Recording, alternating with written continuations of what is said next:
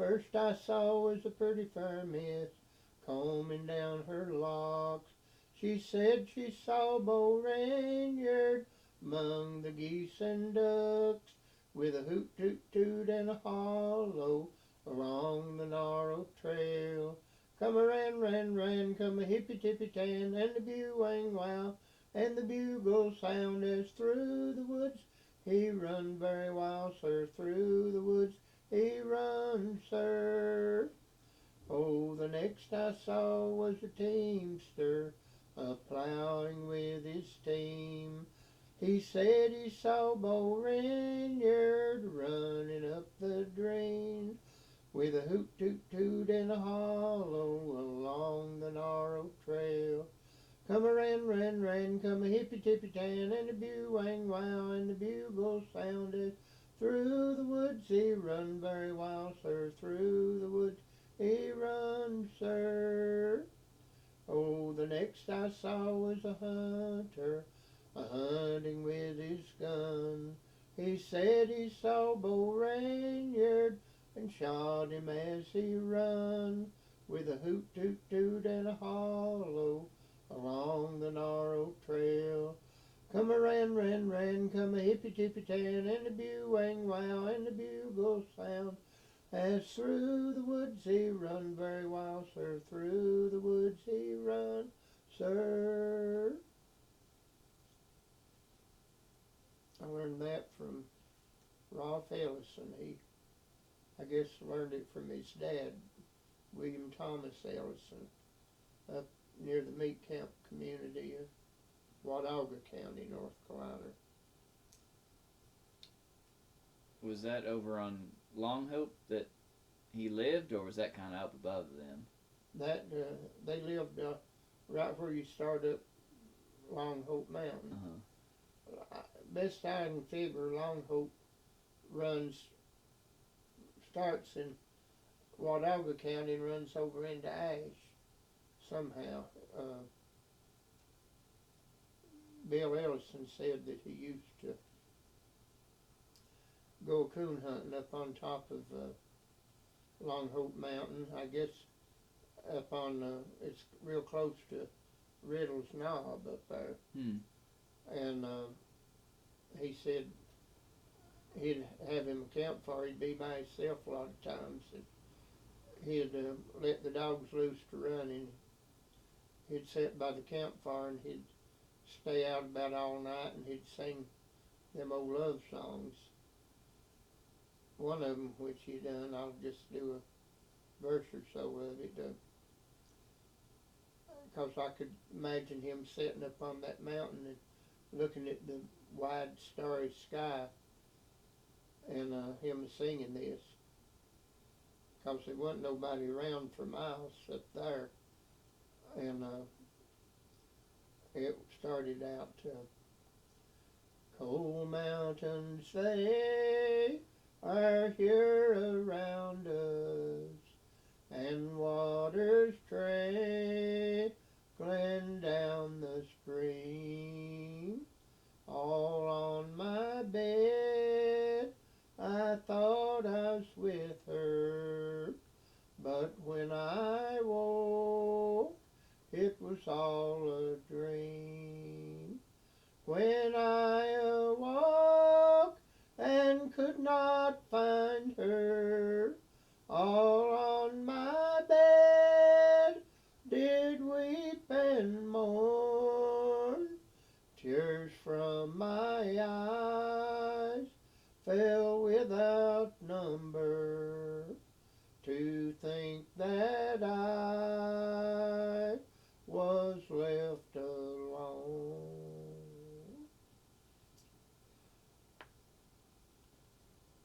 And talking about hunting, that made me think of one time I was living with my grandparents not far out of Lenoir, and my first cousin, Mike Hobson, he lived over at Green Mountain in Yancey County. He got hold of a hog rifle, and that's an old time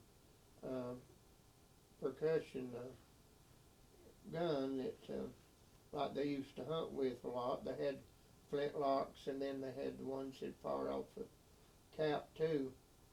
And anyway, he'd got a hold of one and had called me and wanted to know if I wanted to go hunting. It was deer season.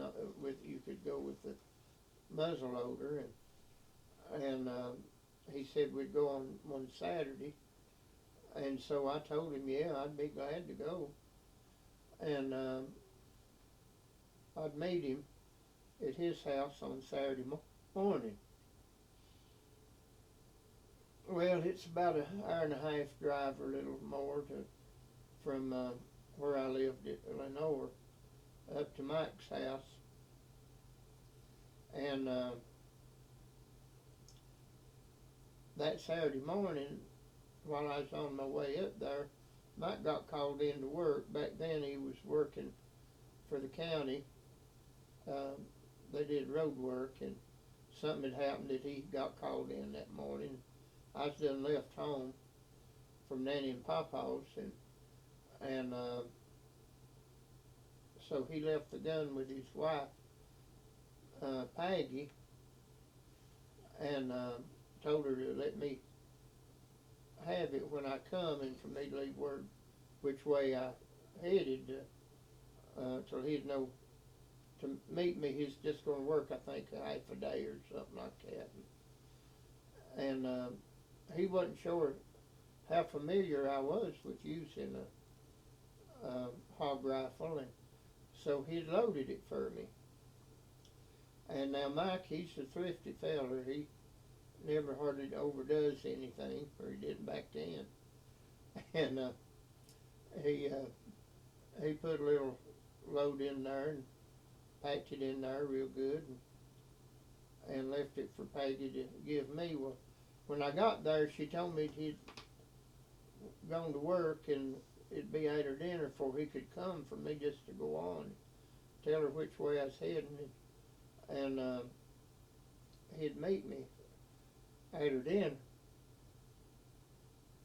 Well, now dinner, of course, is the noon meal in the mountains, and as I found out many years later over in England too, they used to call it that as well. But anyway, Maggie failed to tell me that he had loaded the gun. I hope that she didn't do it on purpose, but anyway, she gave it to me, and I told her that I was going down the river, and so I started on. Well, I got as far down there as I could get in a four-wheel drive, and got out. And when I did, I figured, well, I better put on my wading boots in case I needed to cross the river, and I did, and I got way off down in there, and you know, you get in them gorges like that, and the river winds around. Sometimes it's easier to go across a ridge, and you can come out further down the river quicker than you would by following the river itself. And but before I got down in there, when I got out of the truck, I figured, well, I guess I better load up in case I come across a deer before Mike showed up. And so, well, with me, I don't have to do anything. I might do it all wrong, but I won't have to do it. It's always been root hog or die. And so I poured my powder down in the gun, quite a bit of powder, and packed the ball down in there, got it in there tighter than Dick's hat band. And I started off. Well, I got down there a good ways, wandering around, I guess, I don't know if I'd went maybe 2 or 3 miles down in the gorge. And I wasn't having any luck where I was at. I come on a place where there was a big rock cliff off to my left up there, and shallow holler it run back up the mountain, and there wasn't no deer sign much. I just wasn't having a bit of luck. And I thought, well, maybe if I was to go across the river, I'd have better luck over there on the Mitchell County side of the river. And so I put on my boots. I might have said that I done had them on, but I didn't put them on until I got ready to get in the water. And I got my boots on, and I stood up, and I looked across the river, and there's a little cove over there where a branch run out of the mountain and down into the river, and just a little bit of a beach-like place where the woods ended, and there's a little sand and at the end of it. And about that time, the biggest buck deer I ever seen in my life stepped out of the woods, and it come down there to drink water. And I'm telling you, it had a rack of horns on its head. It looked gigantic to me from where I was at. I don't know. I counted 14 or 15 pints on its rack from where I was at, and I couldn't see that good to see them all.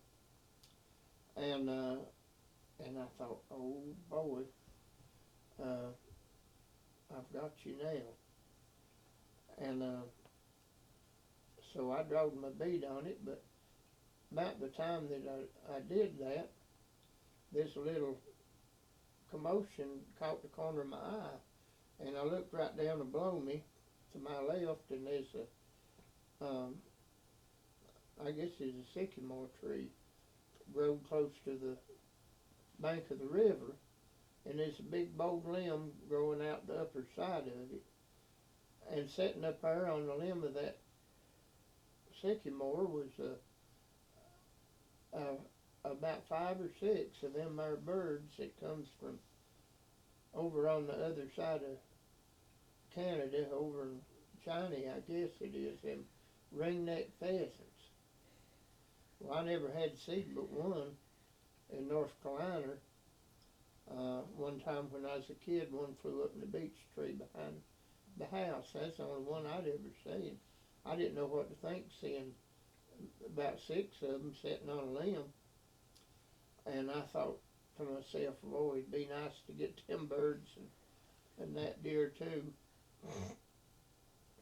But I never had time to think about it, because a little rock rolled across my boot about that time, and I turned around to look to see where it come from, and back over there against that rock cliff, that bluff over there, was 2 of the prettiest little black bear cubs you ever seen in your life.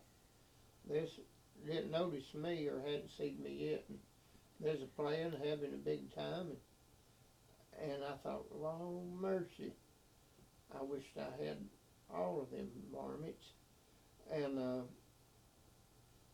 but about the time I thought that, I had another thought, and I realized that, you know, out in the woods like that, you ain't going to see something's young, but what the mammy ain't around somewhere. And just about that time I heard her roar. And then I looked over my right shoulder, and coming out of that dry holler up behind me was the old she-bear herself. She was flying out of that holler. And about the time I looked, she'd done got down within about 12 or 14 foot of me, and up she reared on her hind legs. And I mean, they get up there, and they wobble over, and and you've had it if you ain't got an awful lot of luck. And I couldn't, usually, generally whenever I get scared, I can burn the wind. But that was one time my feet just absolutely wouldn't take the rest of me where it wanted to go. And I didn't know what to do. She's so close. She's about 2 or 3 wobbles away from swarping my head halfway across the river, and she's too close to really take aim much. But all I could think of was fire the gun, fire the gun. And so I slung the gun barrel over my shoulder and didn't know about them two chutes in the gun. And about the time I slung it over my shoulders, about the time her nose about went in the barrel, she's that close. And I pulled the trigger. BAM! That stuff had to go somewhere, and it did. It blowed that gun up. The barrel split right in that bear's face and killed her deader than 4 o'clock. And the hammer, the explosion knocked it up on that limb that them pheasants was sitting on and split it, and it snapped back shut on her spurs till they couldn't fly. And the stock of that gun was just blowed plumb across the river and hit splintered that deer to death over there where it is at. And of course, the explosion threw me right down there in the river, and where I thought it was kind of shallow, there happened to be a big hole down in there.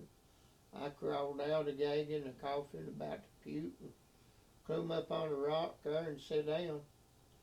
Went to let the water out of my boots, and 50 trout fell out of each boot. And there I was just sitting with all that plunder, and I just didn't know what to think. And about that time, my cousin Mike showed up. He come down there, and he was standing with his jaw dropped wide open, his eyes bugged out, looking at all that stuff. Them birds up there couldn't fly, and them fish are laying there, and that deer dead across the river, and that old mammy bear laying there dead. And I said, well, get some string and we'll tie them birds up and do something with them cubs, I reckon. I might have just let them go, I don't know. But anyway, he started to speak, and about that time, out of the woods, out of that same holler that bear run out of, a rabbit got started and hopped out of there and started running off up the trail that Mike had just come down. And I reckon I was just all head up from excitement of getting all them varmints and my hunting emotions was all roused up, and so I jerked the gun out of Mike's hand and run up through there trying to get that rabbit. I figured I guess I might as well add one more trophy to my pile, and it got up there ahead of me running. It stayed on that trail a good long ways, and finally it got ahead of me and went around sort of a bend in the mountain there, and I was so frustrated at that I looked over, and there's two, I don't know if it's sassafras trees or what. Anyway, there's two young saplings growed up pretty close together right off the path there, and I run over there and I stuck the gun barrel in between that, and I bent the gun barrel, made an arc out of it, and I got back in the trail and I shot around the mountain and knocked that rabbit off its feet. Killed it dead too. Well, I was fixing to walk up there and pick up the rabbit, and I heard something up in the woods, and that got my curiosity up, and I couldn't figure out what it could be, and I climbed up the bank there and got through the bushes and looked up there, and there's a wild hog in the woods, and it was up there and it seed me, and it just went to snorting and grunting and running right down there, with them tushes, looked like as sharp as razor points, and I was backing up and backing up, and just about the time it got to me, my feet slid out from under me, and I went down the bank, back down there in the path again. And there's a tree right there, and the hog, didn't have time to stop or turn. It run right into that tree and drove its tushes clean up into that tree 4 or 5 inches. And there it was caught. So I was beginning to wonder how we was going to ever get all that truck out of there. And I went back down there to where Micah's at, and I said, well, we got a pile here to deal with, and I said, you start on that deer if you can get it across the river. I said, I'll get these birds out of this tree here. And I had my string,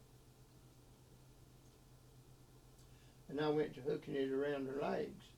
Made me about 6 different loops and tied it to a main leader piece, and then I got pulled back on the limb and got it separated till they could get out. And as soon as they come out of that, they wanted to fly. Well, they got tugging against me, and I was pulling against. And they're pretty stout. They're pretty big birds. And they's pulling a little harder than I was, I reckon. For the next thing I knowed, I looked down and my feet, the water of the river was lapping under my feet, and they was bearing me up. Them birds was, they's a gaining on me. They's getting up higher and higher, and pretty soon I was getting up over the river, and they's flying across the river, and by the time we got across, they's above the trees, and they's going up the mountain, flying up towards it. And I was getting scareder and scareder because they's getting further up above the trees, and pretty soon we got to the ridge top. And when we got up there, I knowed that I had to do something, or I'd be a gone gander myself, because there wouldn't be nothing but for me to fall for hundreds of feet if something didn't happen. And I looked down and I seen a big, looked like a spruce, or which that's what we call a hemlock. Looked like it had pretty wavy branches, and I let go, and them birds got away. And I fell down in that spruce, and turned out that it was rotten down the middle of it, and I went right in the darn hole, and I landed plop in something wet. It's all get out. And it was wet and sticky, and I got to feeling around, and it smelled pretty good, and I licked my finger, and it turned out it was honey. It was a bee tree. Well, I knocked a knot out of the tree there, and I come out of there all covered up in that honey, and I thought, Lord have mercy. They must have been 200 gallons in that tree. But I didn't have time to think about it much because I heard a roar, and I looked up, and coming up the ridge was the biggest blackbird I ever seen in my life. And he smelt that honey on me, and he got to chasing me. Well, I didn't have a gun or nothing, and I took off a flying. That's one time my feet did take the rest of me where it wanted to go. I was running down the holler just as quick as I could run. That bear, he was gaining on me, and I got down there until I hit a snag. There's a root or logger, something laying in the trail there, and I tripped over it and I fell. And I knowed right then that I was gone. And I just laid there all covered up in the ball and waited for him to get me. And nothing happened. It got as still and quiet. And I wondered what in the world was going on. I reared up and looked back up there just a little piece above me. And that bear had come up on a big rock there, and it was sort of like it was laying down on its knees with its forepaws up and its head laying in its paws. And I seen that, and I guess I got the big head or something. And I said out loud, I said, "What are you doing?" Saying, "Your prayers." And about that time, one of his eyes opened up, and he looked down there at me and said, "No, I'm a saying grace."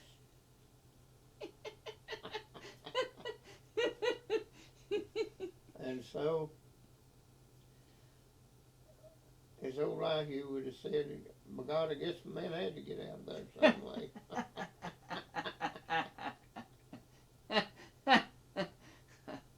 God. Yeah. But anyway, that's the most. That was the fire days hunting. I guess I done that day. I got a few things out of that.